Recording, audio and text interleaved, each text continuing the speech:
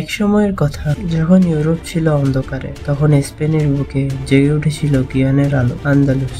800 বছর মুসলিমরা শাসন করেছে এই ভূমি, গড়েছিল এক বিস্ময়কর শোক। কিন্তু আজ ওই সেই জ্ঞান, ওই সেই ঐশ্বর্য কেন হারিয়ে গেল আন্দালুস?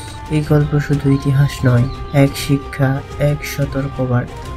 711 খ্রিস্টাব্দ।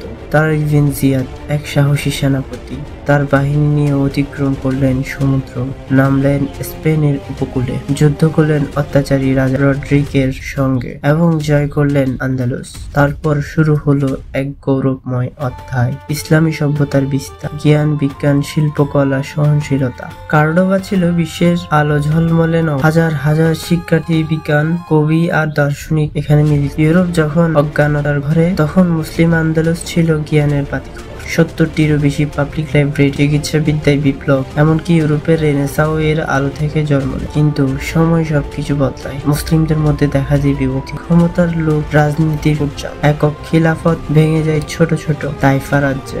এই বিভক্তি হয়ে ওঠে পতনের মূল কারণ। উত্তরের খ্রিস্টান রাজ্যগুলো এই সুযোগটা নেয়। শুরু হয় রিকনকুইস্তা, মুসলিমদের ধ্বংসের অভিযান।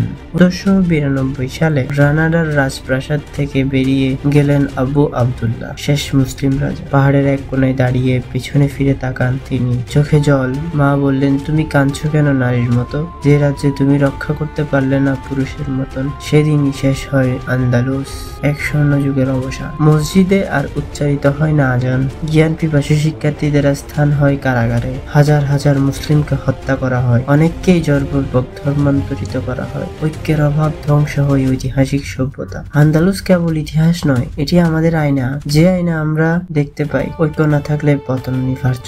আজ যদি আমরা শিক্ষা না নিই, তবে হয়তো ইতিহাস আবার নিজেকে পুনরাবৃত্ত করবে।